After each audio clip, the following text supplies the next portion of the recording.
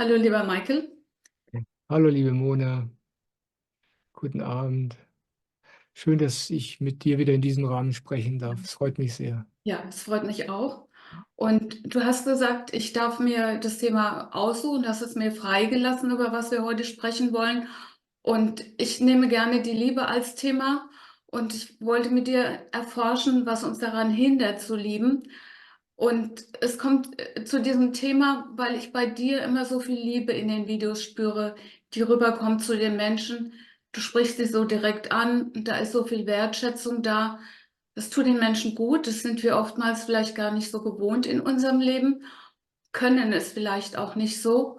Und im spirituellen Umfeld heißt es auch andererseits immer so, wir sind alle Liebe. Ja, wunderbar. Der Satz bringt aber nicht unbedingt weiter, zu sagen, wir sind Liebe. Mich würde mal interessieren, wie war so dein Weg dahin? War das schon immer so? Warst du immer schon so liebesfähig? Oder wie ist es dazu gekommen bei dir? Das ist ein tolles Thema, die Liebe. Ja.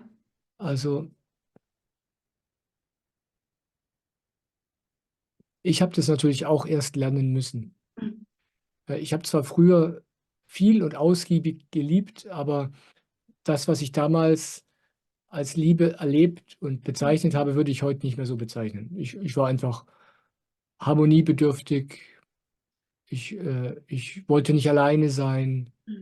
Und so habe ich halt alles dafür getan und ich war liebevoll. Das konnte ich schon. Ich habe schon immer es sehr leicht gehabt, mein Gegenüber, meine Partnerin zum Beispiel jetzt, wenn es um Beziehungen geht, wirklich zu schätzen. Aber wirkliche Liebe war das nicht. Ich war wirklich sehr bedürftig. Und was wirklich lieben bedeutet, habe ich erst viel später mit meinem spirituellen Lehrer Soham gelernt. Ähm, und das war ein langer Prozess. Ja.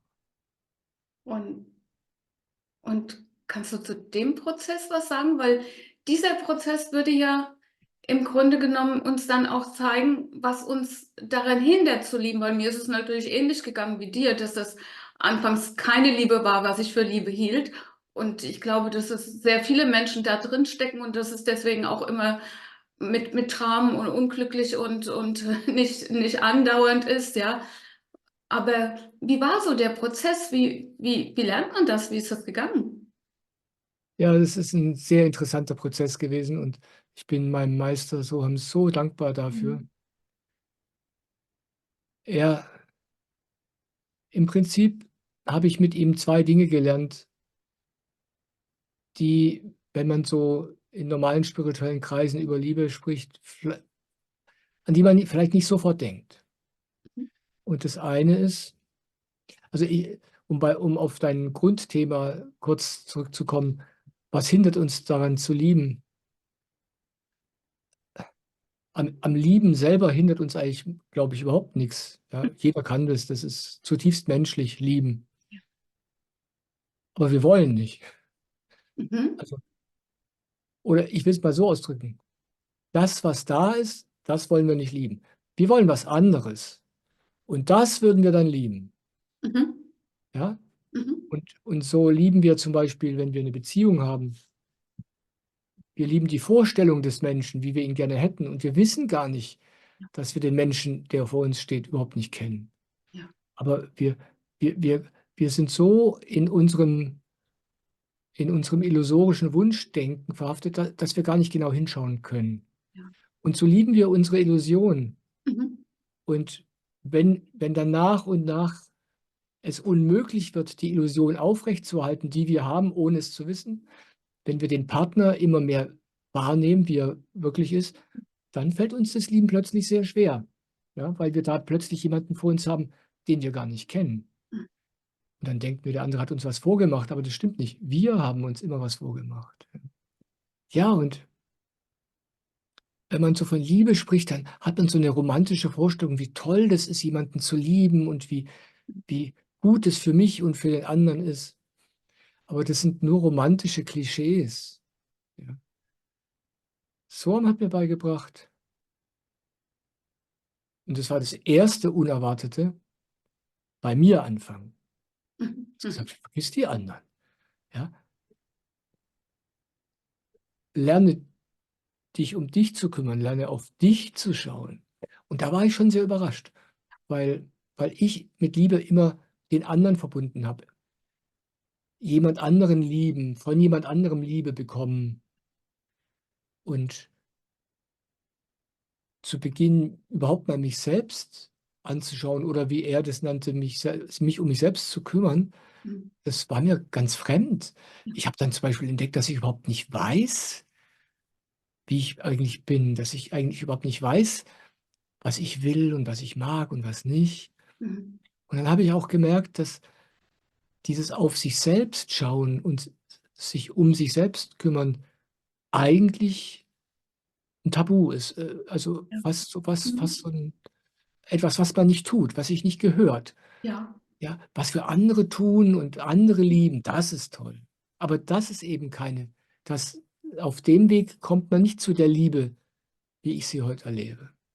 Mhm.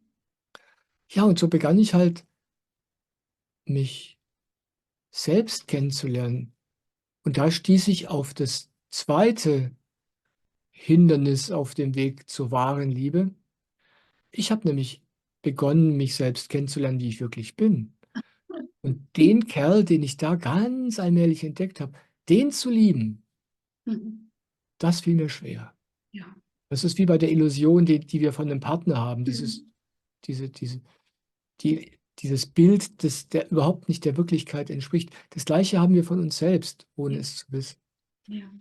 Und so lernte ich dann zunächst mal, mich selbst zu lieben, so wie ich bin. Das war Mhm. 'n langer Weg. Ich habe immer ich habe mich immer besser kennengelernt und musste mich gezwungenermaßen, weil ich halt nun mal so bin, wie ich bin, ob ich das nun will oder nicht, ich musste mich langsam damit anfreunden, wie ich bin, wie ich mich fühle, was ich kann und all die Dinge, die ich nicht kann. Mhm.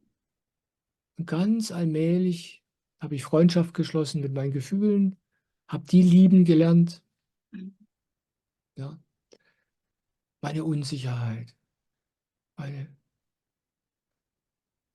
all die Eigenschaften, die ich nicht an mir mag, ja.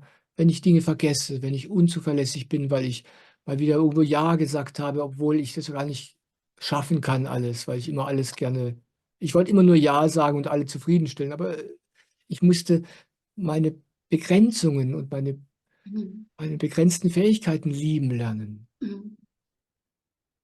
ja. All die Dinge, die wir eigentlich gar nicht haben wollen, die musste ich beginnen zu lieben. Mhm. Und danach geschah das sozusagen ganz automatisch, ja, nachdem ich mich mit meiner eigenen Unmöglichkeit Ja. angefreundet und die dann wirklich lieben gelernt hatte, dann war's dann geschah das andere lieben, so wie sie wirklich sind, eigentlich automatisch. Der erste und der schwierigste Schritt ist, uns selbst zu lieben, Ja. ja. Und ja, da lernt man langsam die Realität zu sehen, nämlich sich selbst. Und dann lernt man und das ist die harte Lektion, sich selbst zu lieben, wie man ist. Und Ja. damit ist man eigentlich schon fast am Ziel dieses Lebens. Mhm. So empfinde ich's, ja. Ja, so ähnlich war es bei mir auch. Mir ist das mich selbst lieben ab einem gewissen Punkt dann leichter gefallen.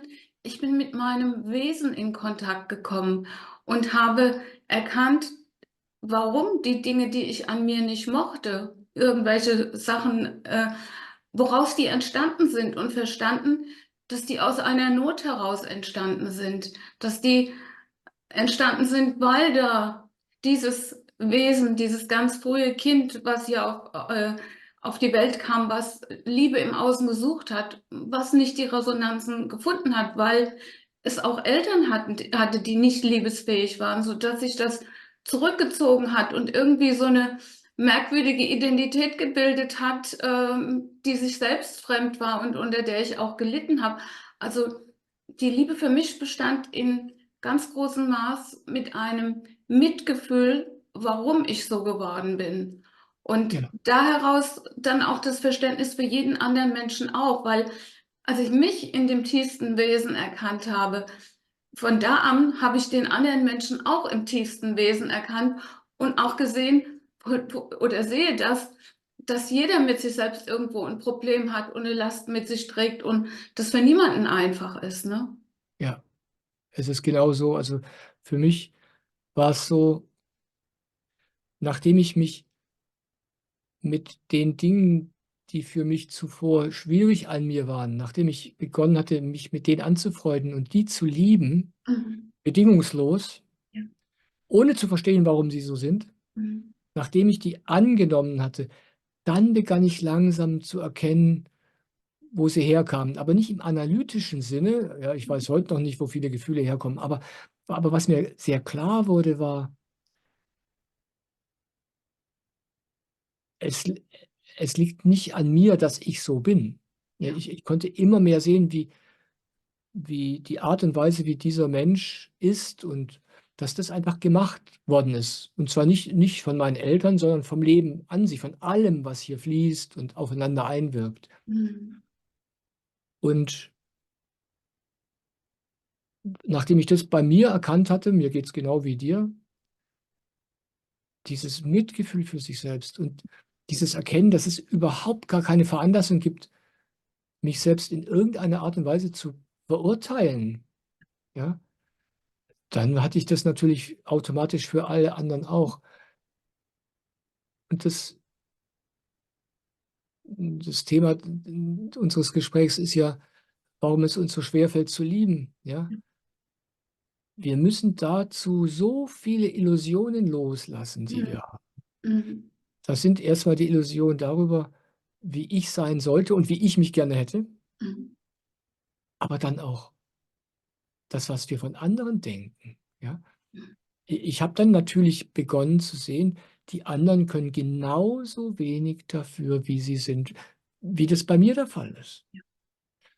Aber damit, das hat dramatische Konsequenzen für das Weltbild, das man so mit sich rumträgt. Ja. Das heißt, jeder Mensch, egal wie er sich verhält, egal was er mir antut, egal was für Schwierigkeiten er für mich oder für die Welt verursacht, auch dieser Mensch, auch für den gilt das. Ja. Ja. Ja? Und, und damit haben halt viele Menschen Schwierigkeiten. Mhm. Ja? Weil das wirklich heißt, anzuerkennen, dass hier niemand Kontrolle über sich selber hat. Ja. Und das ist eine Illusion, die ist harter Tobak. Unsere gesamte Gesellschaft, unser gesamtes Gesellschaftsbild, Mhm. wie sie funktioniert, beruht auf der völlig absurden und verkehrten Annahme, dass Menschen entscheiden könnten, wie sie sein wollen. Ja. Deswegen stecken wir Leute ins Gefängnis. Ja. Ja? Und wenn wir dann beginnen anzuerkennen, dass für mich das nicht zutrifft und wir dann natürlich im Folgeschritt dann auch sehen, dass es für andere auch nicht zutrifft, dann bleibt mir dieser Ausweg dieser Illusion nicht versperrt. Ja, ich kann nicht mehr so tun, als könnten die Ja. ganzen Leute, die man so gern als böse oder Mhm. krank bezeichnet, als könnte man die guten Gewissens wegsperren, weil man weiß, das ist nicht die Ursache. Ja. Ja? Und dann müssen wir uns die wahren Ursachen anschauen, warum unsere Gesellschaft so ist und diese Aufgabe, die da auf uns wartet. Und das alles geht damit einher, wenn jemand anfängt zu lieben. Und Ja. das wollen die Leute nicht. Die wollen lieber so eine romantische Liebe. Aber, aber wenn es ans Eingemachte geht, erst bei sich selbst und dann bei allen anderen, dann wird es ein bisschen schwierig für manche Leute. Ja, Also ich glaube, ja, ja, das wird schwierig, wenn man diese Bilder loslässt. Und gleichzeitig sind wir da an einen wichtigen Punkt gekommen. Bei mir war das dann auch so, und ich denke, fühle das bei dir auch. Der Kontakt mit dem Wesen, was wir eigentlich sind, hat dann auch die Relationen verändert. Dann waren diese Vorstellungen, die ich von mir hatte oder von einem anderen, die waren nicht mehr so wichtig. Das, was die Bedeutung hat, war dieses Wesen, was ich gespürt habe und auch dieses Erkennen, dass dieses Wesen hier größtenteils in der Gesellschaft nicht die Möglichkeit hat, sich gemäß seiner göttlichen Bestimmung zu entfalten und dass daraus dann die ganzen Probleme entstehen. Und ob die Frage, ob ich jetzt hier so sitze und mich mit dir unterhalte oder ob ich vielleicht zum Mörder geworden bin, sehr viel mit den Umständen zusammenhängt, die mir gerade in meinem Leben widerfahren sind. Und wir alle, glaube ich, sind irgendwo traumatisiert durch diese Konditionierung, in die wir reingepresst wurden. Und es ist wirklich dringend an der Zeit zu erkennen, warum die Gesellschaft in diesem Zustand ist. Und das halt sehr stark mit dieser Frage, oder es hat nur mit der Frage der Liebe zu tun, ja? Also ich würde mich mit der Frage, warum die Gesellschaft so ist, wie sie ist, eigentlich überhaupt nicht aufhalten. Ja. Ähm, das hat nur akademischen Wert. Mhm. Die, die Antwort ist, mich interessiert nur die Lösung. Ja. Und also wir erleben ja gerade sehr interessante Zeiten auf der Welt, Mhm. ja, auch in unserem Land, hier in Deutschland. Und da erkennt man, was da alles dranhängt. Ja? Wenn ich einer bin wie Jesus, Ja. der wirklich liebt, Mhm. dann kann ich niemanden verurteilen. Es geht nicht. Diese Fähigkeit hat man nicht mehr, weil man zu viel weiß. Ja, man sieht in allen Menschen nur noch die Kinder, nur noch Mhm. ja, die Seelen, die nichts dafür können, wo sie stehen. Ja. Ich weiß nicht, ob ich das schon mal erwähnt habe in unserem letzten Gespräch. Ich hatte mal ein interessantes Gespräch. Das ist jetzt 30 Jahre her, damals war ich verheiratet mit einer Amerikanerin und die Amerikaner, die wissen nicht wirklich viel über die Nazi-Zeit in Deutschland. Mhm. Und da gibt es diesen Film Schindlers List, ein sehr eindrücklicher Film, Mhm. der natürlich die Realität, wie es damals war, sehr milde beschreibt, also wirklich sehr fürs Massenpublikum Mhm. untergesoftet, aber immerhin gibt er einem so einen Geschmack davon, wozu Menschen damals fähig waren. Ja. Und ich war also, wie gesagt, mit ihr im Kino. Da waren wir gerade in München und sie war vollkommen schockiert. Sie hatte noch nie so hautnah mit diesem Thema Mhm. zu tun gehabt. Und als wir dann das Kino verließen, da sagte sie zu mir, du, ich bin so froh, dass du nicht so bist wie diese Deutschen. Ja, und da Mhm. habe ich zu ihr gesagt, das stimmt nicht, was du da sagst. Ich bin nicht anders. Ich bin genauso wie sie. Wenn ich damals gelebt hätte, in der damaligen gesellschaftlichen Konstellation, mit den Menschen, wie sie damals waren, mit Eltern, die ich dann auch so gehabt hätte, wie Mhm. die Eltern damals waren, ich weiß überhaupt nicht, wie ich dann gewesen wäre. Mhm. Ja? Ich bin ein sehr gründlicher Mensch. Ich bin ein guter Ingenieur, ja, ein guter Softwareingenieur. Was ich anfasse, mache ich richtig. Wer weiß, wozu ich meine Talente da eingesetzt hätte? Wer weiß? Ich kann für nichts garantieren. Mhm. Ich wusste damals schon, das liegt nicht an mir. Ja? Dass ich jetzt gerade ein guter Mensch geworden bin, das ist nicht mein Verdienst. Ja? Ja. Das ist, weil ich zu bestimmten Zeiten an bestimmten Orten war in diesem Leben und es ist nicht mein Verdienst, das ist Mhm. pure Gnade, so empfinde ich das. Ja. Ja. Ja. Und so geht es jedem einzelnen Menschen. Ja. Mhm. Und ähm, ich sagte eben, mich interessiert eigentlich gar nicht, warum die Gesellschaft so ist, wie Mhm. sie ist. Mich interessiert die Lösung. Jetzt im Moment gehen die Leute auf die Straße. Ja, die eine Hälfte des Landes geht auf die Straße, weil sie Angst vor dem hat, was die andere Hälfte oder ein Drittel oder ein Viertel der Menschen für richtig und gut hält. Ja. Mhm. Und daran erkenne ich, wie, wie wenig wir verstehen von dem, worum es überhaupt geht. Ja. Ja. Wir, wir machen immer noch genau das Gleiche, wie was wir immer gemacht haben. Wir beurteilen die anderen, wir verurteilen sie, wir kämpfen gegen sie, wir wollen sie überzeugen, dass das, was sie da denken oder für richtig halten, doch völliger Wahnsinn ist. Mhm. Aber so funktioniert es natürlich nicht. Und wenn ich erkenne, der Mensch, der mir da gegenübersteht, selbst wenn er mir Böses will, selbst wenn er mich jetzt gleich umbringt, Der kann nichts dafür. Jesus wusste das. Ja. Ja? Der stand vor Pontius Pilatus und er wusste, und deswegen hat er mit ihm nicht gestritten. Er wusste, ich brauche diesem Mann nichts zu sagen, Mhm. weil er wird tun, was er tut, Mhm. weil er nicht anders kann. Ja. Ja? Er kann nicht anders. Und er wusste das und er war vollkommen mit ihm in Frieden. Er hat ihn nicht verflucht, Mhm. weil er das wusste. Und so ist es heute auch. Wir müssen uns also fragen, was macht die Menschen zu dem, Ja. was sie sind? Und in meiner Erfahrung gibt es nur einen einzigen Weg, wie ein Mensch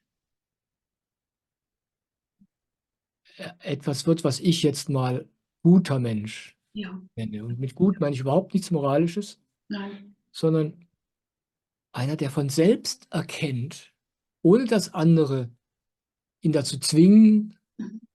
der selbst von sich aus erkennt, was menschlich ist, was für alle gut ist und letztlich auch für ihn selber. Ja? Und da sind wir jetzt wieder beim Beginn unseres Gespräches. Du fragtest mich, wie ich lieben gelernt habe. Mhm. Ich habe lieben gelernt, indem mir jemand gesagt hat, lerne dich selbst kennen. Beginne dich selbst zu lieben. Ja. Das muss man wollen.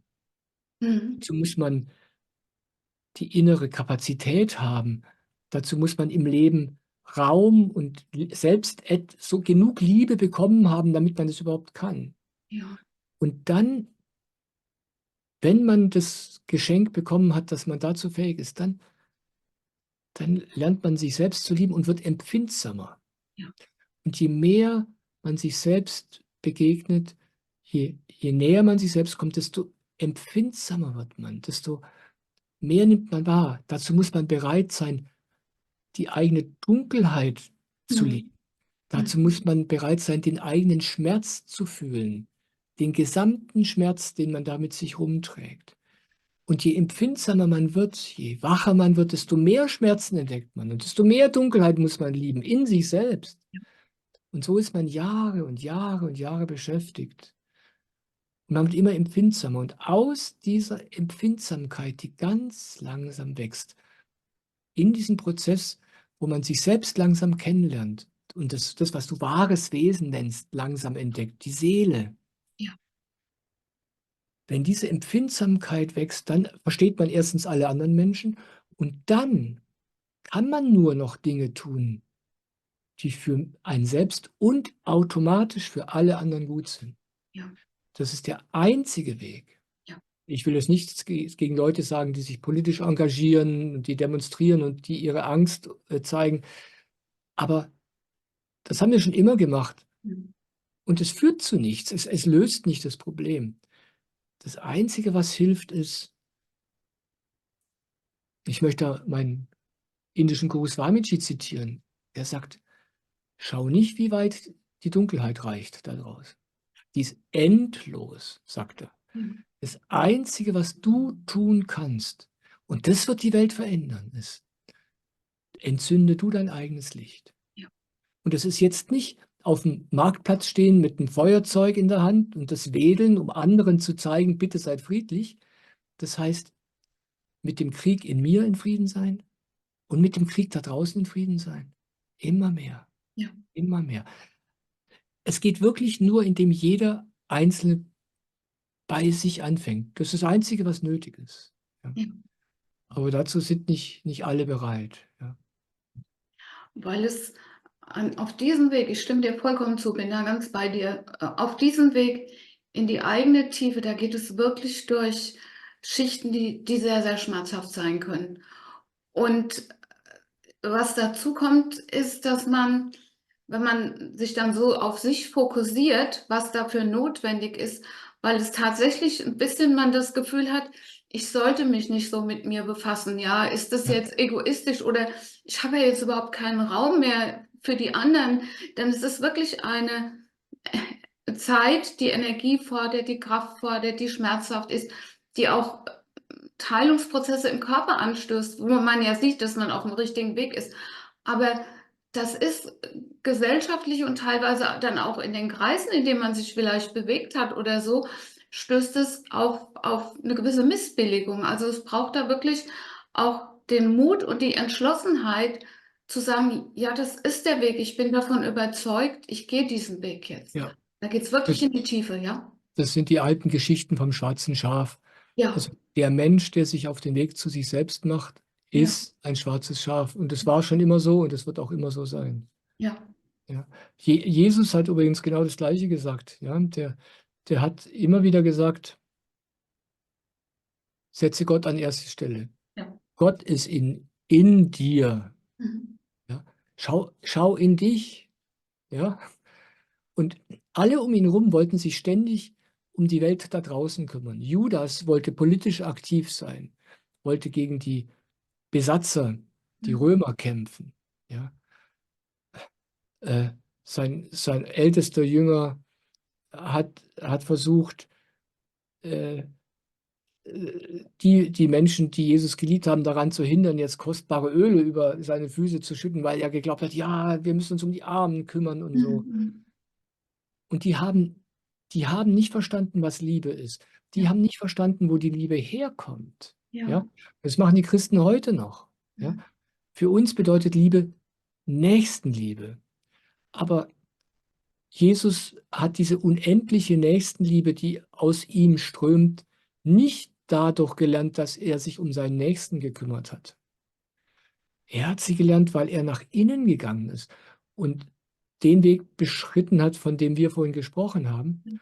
Und wenn man den beschreitet, dann, weißt du ja selber, dann kommt diese Quelle der Liebe zum Vorschein und die überströmt dann alle anderen. Aber man muss sich bei sich selbst anfangen und das wird von den meisten Menschen instinktiv als falsch und verkehrt empfunden. Dann denkt man, ja, was soll denn aus der Gesellschaft werden? Genau, ja. Naja, was aus der Gesellschaft wird, wenn man sich selbst nicht liebt, das sehen wir überall und zwar schon seit Jahrtausenden. Genau. Und es Ja, gab ja auch schon seit Jahrtausenden Menschen, die helfen wollten und unterstützen wollten und für das Gute in den Krieg gezogen sind. Das haben wir ja auch gesehen, dass das alles nicht weiterführt, ja. ja, nicht Und wirklich. Ja, aber es ist halt so, dass du natürlich in einer gewissen Gruppe dich dann auch ganz wohl fühlst, wenn du den Eindruck hast, du kämpfst jetzt für das Gute. Aber es ist alles noch an der Oberfläche. Es ist nicht die Tiefe, um die es ankommt.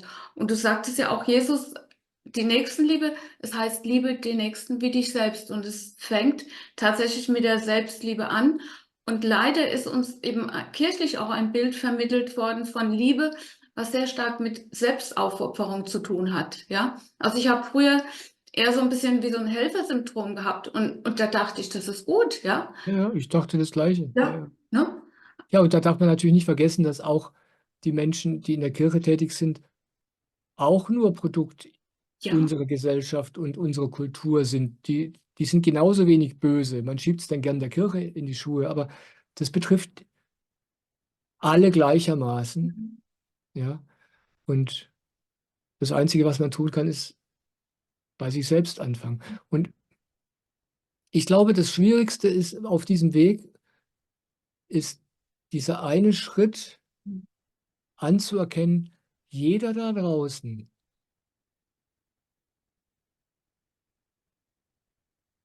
kann nichts dafür, dass er so ist, wie er ist. Ich muss ihn so lieben, wie er ist. Ganz gleich, was ich über ihn denke. Ja, Ja, weißt du, ja, ja, weißt du, wie der Bonhoeffer im KZ, mhm. weißt du, der sein Licht am dunkelsten Ort des Kontinents versprüht hat. Aber nicht, weil er gedacht hat, er bekämpft damit das Böse, sondern weil er wusste, alles, was ich da draußen sehe, die ganze Dunkelheit, die kann nichts dafür. Ja, ich bin sicher, sonst könnte jemand so nicht sein. Der wusste das, der hat es gesehen, der wusste, da gibt es nichts und niemanden, dem ich irgendeinen Vorwurf machen kann. Nein, Und das in sich zu sagen, ja, das meinte Jesus, als er sagte, wenn dir jemand auf die rechte Wange schlägt, halt ihm auch die linke hin. Ja. Du verurteilst ihn nicht, du weißt, der kann nichts dafür. ja. Ja. Und Und ja, das gilt für alle Menschen um uns herum. Ja, Ja, und es ist auch so, wenn man diese Empfindsamkeit hat und mit dieser tiefen Liebe verbunden ist, man sieht halt wirklich alles und man spürt auch den ganzen unerlösten Schmerz in den Menschen, weil man alles sieht. Man sieht, wie sie unter sich ja, selbst leiden, wie sie ja, irgendwelchen Vergnügungen nachgehen und drunter tief traurig sind, ja, ja, und da nicht reingehen. genau. Also für mich war es anfangs dann, als diese Empfindsamkeit sehr zunahm, auch sehr schwierig, all das zu sehen und all das auszuhalten und auch zu sehen, ich kann da nicht einschreiten, ich kann da nichts machen, außer zu mir zu gehen und in mir zu heilen und mich um meinen Schmerz zu kümmern. Es war am Anfang auch recht schwierig dabei, ja. Ja, man muss lernen, sich wirklich gut und nur um sich selbst zu Ja. kümmern. Wir haben da ein lustiges Missverständnis. Wir glauben, dem anderen Menschen ist dadurch geholfen, dass ich ihm jetzt einen Teil seiner Last abnehme. Aber das stimmt nicht. Das Wunder, was zum Beispiel um Jesus Mhm. geschehen ist oder auch um andere Gurus,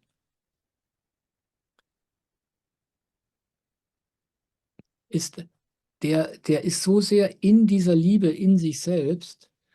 Das ist, als würde das unserem eigenen Wesen ein Beispiel geben. Ja. Als würden wir plötzlich dadurch, dass dieser Mensch so liebt, Mhm.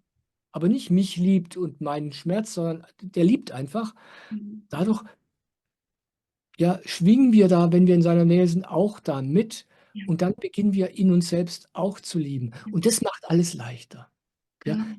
wir selbst machen es uns für einen Moment lang leichter, weil es uns plötzlich möglich ist, auch in dieser Energie zu schwingen. Und,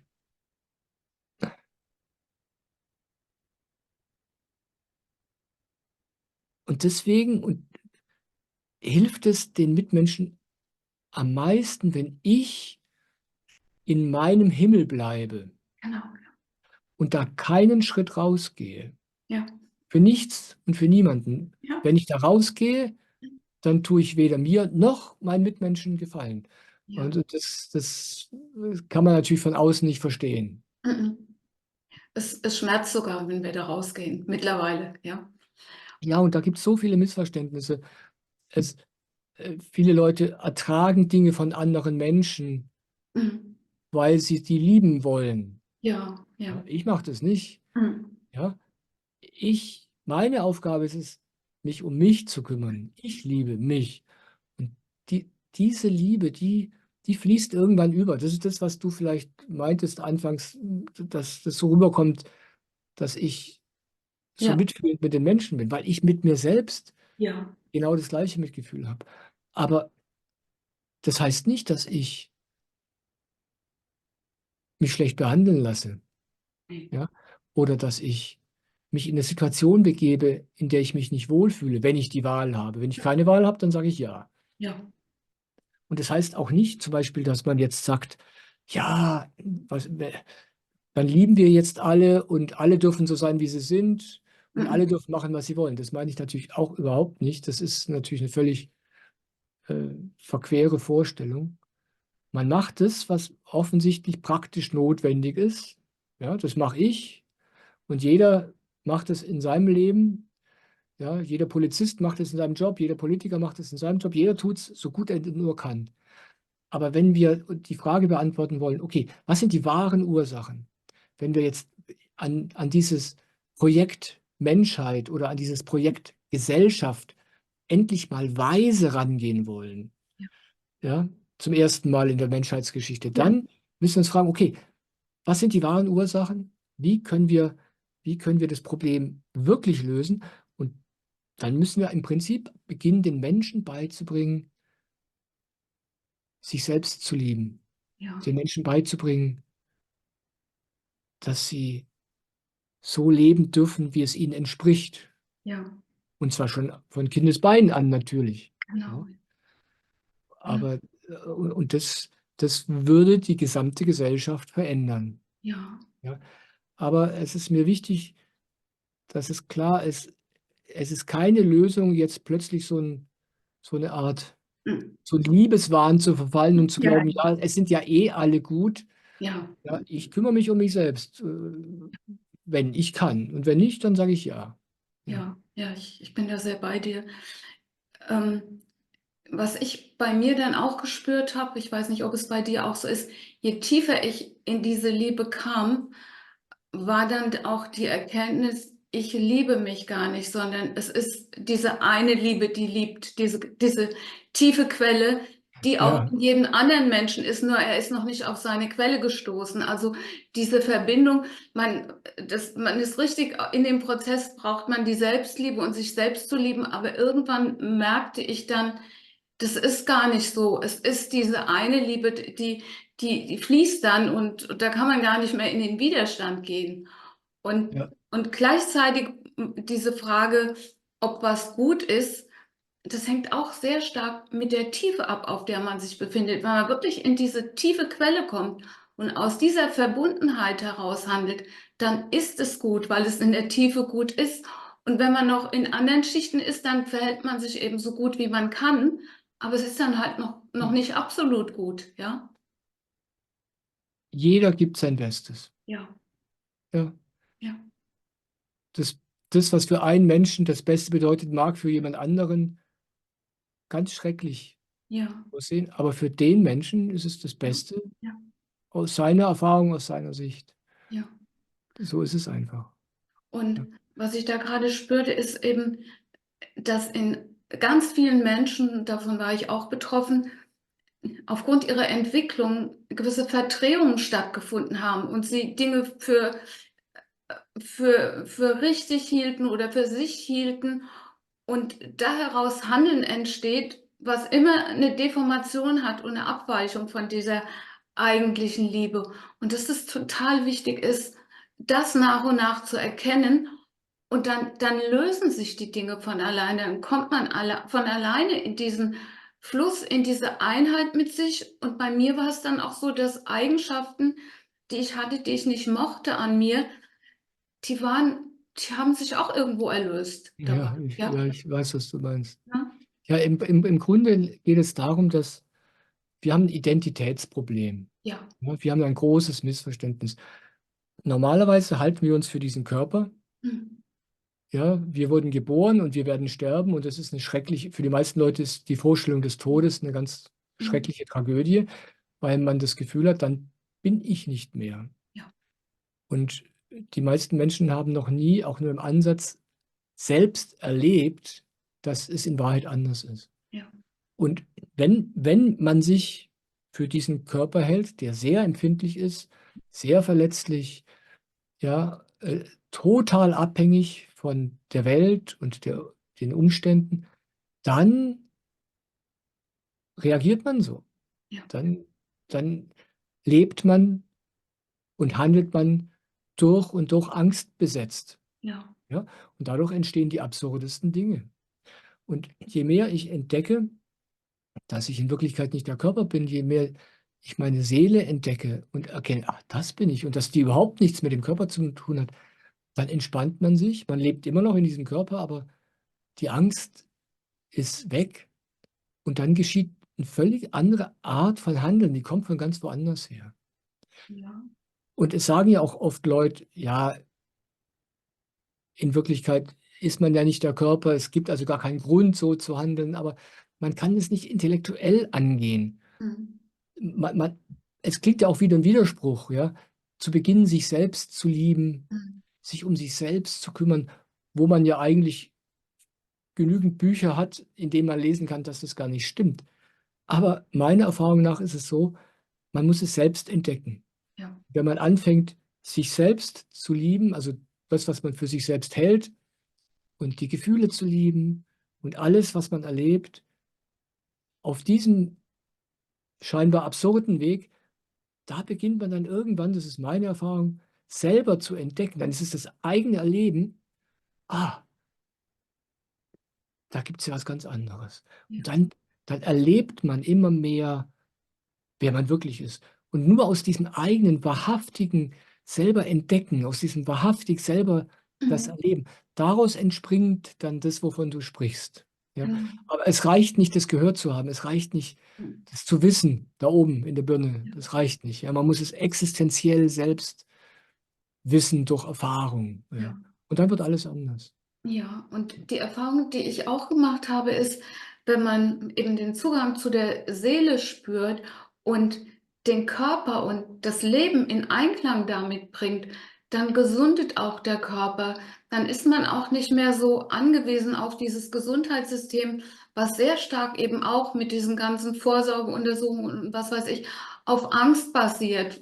Also die Impfung und so, du weißt es ja, also alles von Angst getrieben. Und bei mir war das dann anfangs, als ich da ausgestiegen bin, war da auch eine große Angst da, so nach dem Motto, jetzt durch diese ganzen Sicherheitsaspekte und so außen vor lassen. Aber ich habe dann festgestellt, dass als ich mich aus diesem Angstsystem gelöst habe, dass meinem Körper und mir gut bekommen ist, dass ich Vertrauen bekommen habe auf die Information von meiner Seele, wie sie hier in diesem Körper leben möchte.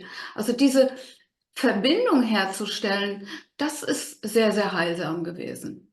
Ja, aber ich glaube, man braucht sich da nicht viel Gedanken machen, weil das, was du gerade Ja, beschreibst, war ja bei dir ein automatischer Prozess, genau, der ja, sich von selbst genau. ergeben hat. Ja? Ich habe gerade überlegt, was kann man Menschen sagen, die wissen wollen, wie man da hinkommt. Ja, Ja?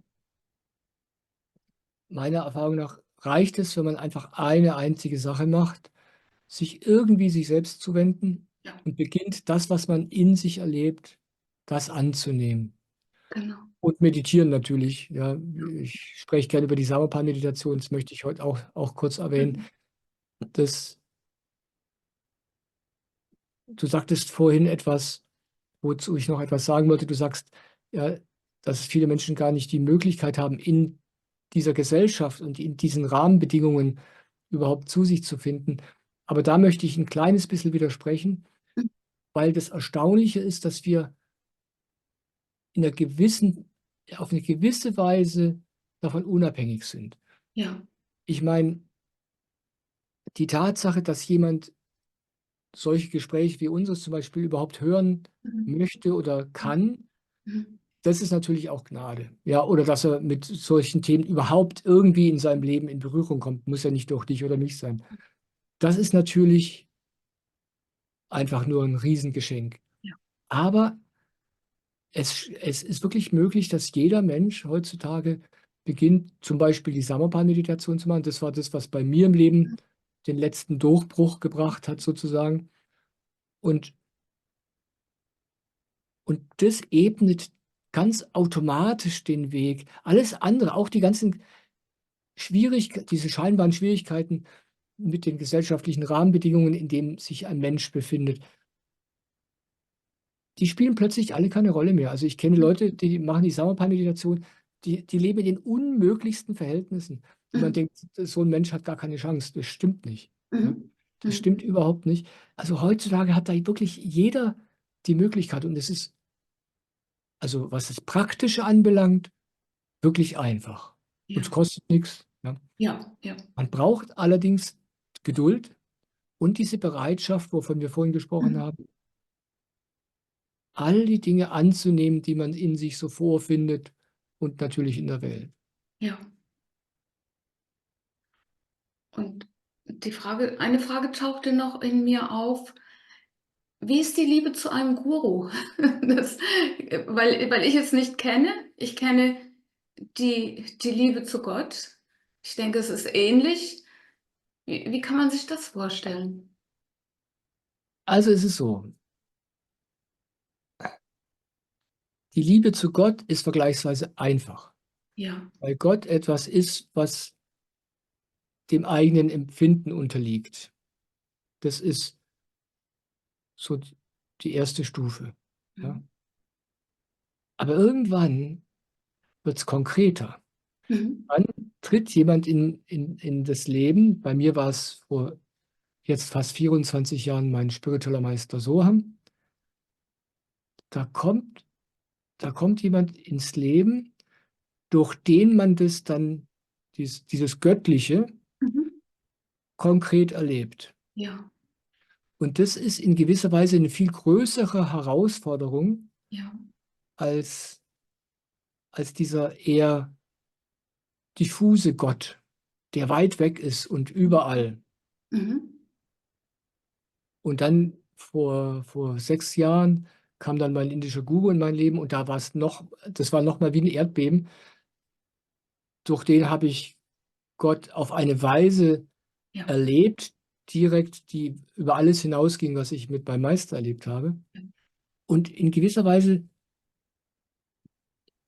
ist es keine andere Art von Liebe, Mhm. aber es lässt einem keinen Spielraum mehr, sich selbst zu betrügen. Ja. Ja. Ja, Gott wird dadurch konkreter. Natürlich weiß jeder, dass der Meister oder der geliebte Guru nicht Gott ist. Ja, kein Mensch kann Gott sein.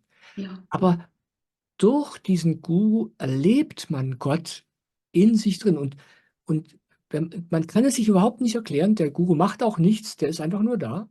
Ja. Aber allein durch dessen Energie werden Mhm. Dinge in einem möglich, die man sich einfach nicht vorstellen kann. Ja. Und es ist wie wenn jemand am Ofen, ja, die Flamme hochdreht. Mhm. Man wird heißer gekocht. Ja? Ja. Die Liebe unterliegt plötzlich nicht mehr der eigenen Kontrolle, Ja. sondern die beginnt einen zu verzehren und zu verbrennen. Ja. Ja. Und ich meine, es ist nicht romantisch und dramatisch, sondern Mhm. ganz still. Aber ja, es ist schwer, das zu beschreiben. Wenn, wenn man Gott liebt, dann kann man das so machen, wie man es gerne möchte. Wenn man einen Guru liebt, macht man das plötzlich auf eine Art und Weise, die einem selber völlig peinlich ist und völlig absurd erscheint. Da geht man plötzlich einen Weg, den man eigentlich gar nicht will, aber man kann nicht anders, weil es ganz klar ist, das ist mein Weg, den will ich gehen, da geht's lang. Ja? Man traut sich kaum anderen davon zu berichten, weil man denkt, um Gottes Willen, was denken die? Und man denkt nur so, weil man selber in Wirklichkeit so denkt. Sonst würde man ja nicht so denken. Mhm. Also das, man begegnet dann den lustigsten Dingen in sich selbst. Ja? Es ist also kein qualitativer Unterschied und doch, ich kann da natürlich nur von meinem Leben berichten. Ja? Es gibt Mhm. Menschen wie dich, die erleben das anders. Ja? Die Mhm. erleben das ohne Guru. Ich habe früher Jesus geliebt, ich habe Gott geliebt, ich wollte nur das eine, ohne zu wissen, was ich überhaupt will. Aber erst als dann mein Meister in mein Leben kam und dann später durch mein Guru, wurde das, ich will es mal so sagen, es ist wie ein Brandbeschleuniger. Ja. Ja. Ja. Ja? Ja. So sagen das viele Gurus. Du, weißt du, ich sage in vielen meiner Videos, es geht nicht ohne Guru und das stimmt nicht. Ja? Mhm. Es gibt immer wieder Leute, die machen es alleine. Ja. Ja. Aber diese Ausnahmen, das gilt nicht für alle. Ja. Mit einem Guru kann es jeder. Ja? Mhm. Mhm. Und wenn man es alleine macht, dauert es lange. Mhm. Es ist ein langer Weg. Mit dem Guru ist es unglaublich. Der Guru ist wie eine Autobahn. Mhm. Und man versteht gar nicht, wie das möglich ist. Aber ich habe das hier, ich erlebe das in meinem Leben selbst. Ja? Jetzt, jetzt war neulich wieder zwischen Weihnachten und Neujahr war wieder so ein großer Event mit meinem Guru Swamiji, an dem ich nur online teilgenommen habe. Ja? 8 Tage lang. Und dann, und man merkt gar nicht, was da überhaupt passiert. Man merkt nur, es ist sehr intensiv. Und dann merkt man danach, in den Wochen danach, wie sich das eigene Leben verändert, wie neue Dinge geschehen, wie man sich selbst verändert. Man weiß überhaupt nicht, Mhm. wie einem geschieht. Da ist so eine Kraft am Werke, als wäre man an ein riesiges Rohr angeschlossen, durch Ja. das Energieström, das einen anschiebt. Ja. Ja? Also man kann alles alleine. Ja. Aber mit dem Guru, mit dem wahren Guru, ja, es gibt ja auch jede Menge, die Ja. nur so genannt werden, mit dem kommst du in diesem Leben ans Ziel, mühelos, ruckzuck. Ja? Und das ist, glaube ich, der große, große Unterschied. Nicht in der Liebe, Mhm. aber ich kann es, wie gesagt, nicht vergleichen. Ja, ich kann nur aus meinem Leben berichten, aber ich habe das Gefühl, es ist ein Segen, wenn man zu den Menschen gehört, denen ein Guru widerfährt. Ja, normalerweise fühlen die Menschen es umgekehrt. Ja, Mhm. sie haben das Gefühl, ich kann das alleine und sind stolz drauf. Aber genau das ist das Problem. Ja, der da so stolz drauf ist und der es alleine machen möchte. Ich wollte früher immer alles alleine machen. Und mit dem Guru passiert das alles von selbst. Du hast nichts zu sagen. Dein Mhm. ganzes Leben verändert sich. Du veränderst dich. Du hast nicht, keiner fragt dich. Ja. Ja? Und das hat eine Qualität, die muss man selbst erleben. Weißt du, ich denke da an die Fischersleute, ja, denen Jesus begegnete, Mhm. ja. Petrus und Mhm. Simon, ja, wie hießen sie, glaube ich. Ich bringe die Namen immer durcheinander. Die haben an nichts gedacht, die haben nicht auf den Guru gewartet. Die wollten an dem Morgen rausfahren, um zu fischen und danach wollten sie wieder zu ihren Familien gehen und sich um die Eltern und um die Familie kümmern. Und dann kam Jesus, der lief nur vorbei. Der hat sie nur gegrüßt. Hat nur gesagt, ihr zwei, kommt, folgt mir nach. Und das ist das Wunder. Sie haben ihre Netze fallen gelassen und sind ihm gefolgt. Ja. Normale Leute, die noch nie an sowas gedacht haben, die sich selbst wahrscheinlich für vollkommen verrückt gehalten haben. Ja? Und alle anderen sowieso. Ja. Ja? Und das passiert mit einem Guru. Es ist, als würdest du plötzlich ausrutschen, auf eine Rutsche geschubst werden und dann geht's ab. Ja? So erlebe ich das. Mhm. So erlebe ich es auch, aber eben ohne Guru. Ja, Aber das, ich habe nie an Gott, ich habe nie Gott geliebt oder Jesus geliebt. Das hat mich überhaupt nicht interessiert. Und dann war eben diese Erfahrung. Und seitdem ist diese Kraft da. Und ich hatte dann, als das passiert war, hinterher mal so den Eindruck, entweder werde ich wahnsinnig oder fromm, ja. Und dann habe ich mich ja, für ja. fromm entschieden, ja, so etwa. Aber es ist, also diese Kraft, diese Begegnung, das wirkt bei mir. Ich habe im Gegenteil, ich habe einen Guru gesucht, ich habe Menschen beneidet, die einen Guru haben, aber ich Ja, habe keinen gefunden, weil diese Kraft schon aktiv war. Die ja. hat es nicht zugelassen, ja. Weißt du, ich kann ja nicht so frühere Leben sehen und all so Zeug, Mhm. aber wir leben ja nicht das erste Leben als Ja, Mensch. Und aus meiner eigenen Erfahrung, wenn das, was ich über mich weiß und meine früheren Leben, wenn das auch auf andere Menschen wie dich zum Beispiel zutrifft, dann würde ich mal vermuten, ja, du hattest deinen Guru schon, weißt du? Du ja, hattest deinen Guru schon, da fehlte nur noch das Tüpfelchen auf dem I und das widerfährt dir in diesem Leben eben auf diese Weise. ja, ja, ja, Ja, genau. Ja, ja, das ist tatsächlich eine Wahnsinnskraft, eine Wahnsinnserfahrung, ja. ja, ja. Ja. Es ist dann, der Weg ist alternativlos und anfangs war das so, dass Teile in mir das nicht wollten und mein Verstand, dass es da nicht mit einverstanden war. Aber es geht nicht anders. Ja, man wird nicht mehr gefragt. Ja. Nein, ja. Man ist auf die Spur gesetzt und ja, Ja. Ja, wunderbar. Es kann einem nichts Besseres passieren. ja.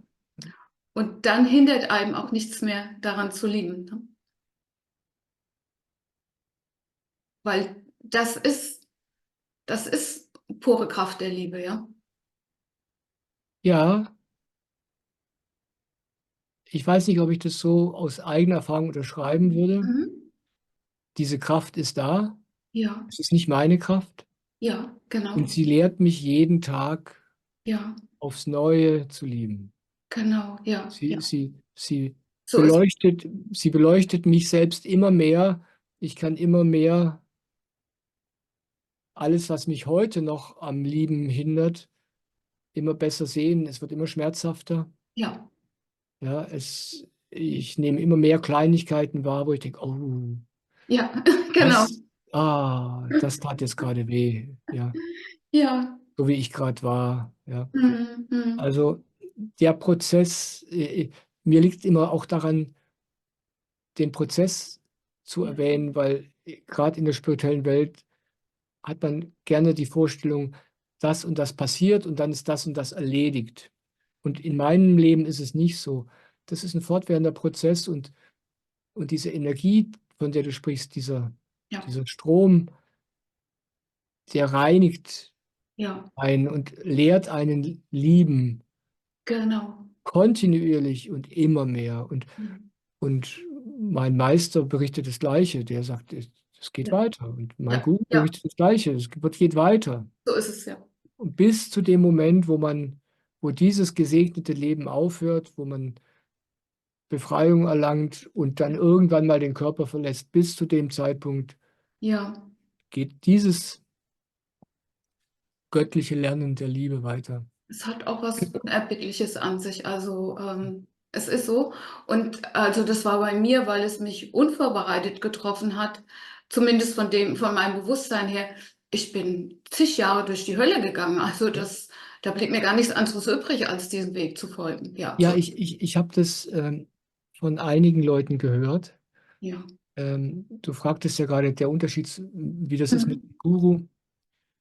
Ich glaube, mit dem Guru ist es einfacher. Ja, das glaube ich auch, ja. Ja, also was ich von dir in Mhm. unseren Gesprächen bisher gehört habe, aber auch von anderen Menschen gehört oder Ja. gelesen, ist, die Menschen, die das unvermittelt erlebt haben, Mhm. die hatten es schwerer als ich. Ja, das Ja? glaube ich. Ja. Ich war von Anfang an aufgefangen von der Mhm. Weisheit und Kraft Ja. meines Ja. Meisters. Ja? Danach, Ich musste auch durch meine Hölle gehen, ja, ja, aber ich war nie allein. ja, Ja? Und ich hatte Führung in dieser Dunkelheit. ja, Genau, ja, auf jedem Schritt des Weges. Es war schmerzhaft, aber es war leicht. ja, ja. Und die Leute, die es allein erleben, also ich beneide sie nicht. Nee, Ich habe den leichteren Weg. Ja. ja, das sehe ich auch so, aber auch da wird man nicht gefragt. Nein, Ich habe überhaupt an nicht. vielen Stellen gesucht und dann Ja, jeden, der mir begegnet ist, gemerkt, nein, das ist es nicht, da kann ich nicht bleiben, da kann ich nicht mitgehen. Und ja. dann blieb mir nichts anderes übrig, als diesen Weg so zu gehen. Man Dann war es für mich kann, so ja, vorgesehen, ja. ja, man kann nur seiner eigenen Nase folgen. Das rate Genau. ich auch immer wieder jeden Einzelnen. Bei mir war es anders, weißt du, ich bin nicht auf einen Meister gestoßen, weil ich dachte, ich sollte einen haben. Ja. Und dann habe ich vielleicht einen Kompromiss gemacht und ja, Mhm. jetzt bleibe ich halt bei dem. Überhaupt nicht. Ich habe nie nach einem Meister gesucht und dann bin ich ihm begegnet und dann war für mich von sofort klar, hier bleibe ich. Ich wusste gar nicht, wie mir geschieht. Ich wollte bleiben. Sonst hätte ich auch nicht bleiben können. Ja? Ja, ja, Ich hätte nicht bleiben können, egal. Und wenn die ganze Welt mir gesagt hätte, das ist aber wichtig für deine spirituelle Entwicklung, ja, ja, ich meine, wenn ich nicht will, kann ich nicht. Es geht ja, nicht anders. genau. Deswegen verstehe ich das total. Ja, ja, ja, genau. Und ich glaube, es ist wichtig, diese Aufrichtigkeit in sich zu spüren und der nachzugehen. Bei uns war es anscheinend genau umgekehrt. Ich wollte gerne einen Meister oder einen Guru und habe immer gespürt, ich kann hier nicht bleiben, ich muss wieder gehen, ja. Und bei dir war es genau umgekehrt. Ja, Ja, und trotzdem kommen wir an einen Punkt, wo sich die Wahrheit wieder trifft, ja. also eines ist ganz, ganz wichtig auf diesem Weg. Und dann hören Leute vielleicht bei so einem Gespräch zu oder bei Videos, die ich mache, und dann ist es sehr leicht zu denken, könnte ich das auch machen oder so sollte ich das machen. Mhm. Aber das Einzige, worum es geht, ist, sich selbst zu lieben. Und das bedeutet, ich bin, wie ich bin. Ja, Egal wie hirnverbrannt ich mir vorkomme, egal wie verkehrt ich denke, dass es ist. Aber ja, vielleicht denkt da jemand, ich sollte einen Guru haben. ja, ja, Aber er will nicht, sie will nicht. Und dann ist es so. Und sich selbst treu sein. ja, genau. Ja, ich habe es in so vielen meiner Videos erzählt, wie ich oft was von meinem Meister gehört habe und ich wollte nicht. Und dann habe ich meinen eigenen Weg gemacht. Mhm. Und dann bin ich natürlich irgendwann mal schon an der gleichen Stelle rausgekommen, ja, Mhm. ein paar Jahre später. Mhm. Und dann habe ich verstanden, warum er mich auf diesen Weg geschickt hat. Aber es war so wichtig und so richtig für mich, dass ich mir treu war. Genau. Weil wenn man das nicht ist, dann geht man in die Irre.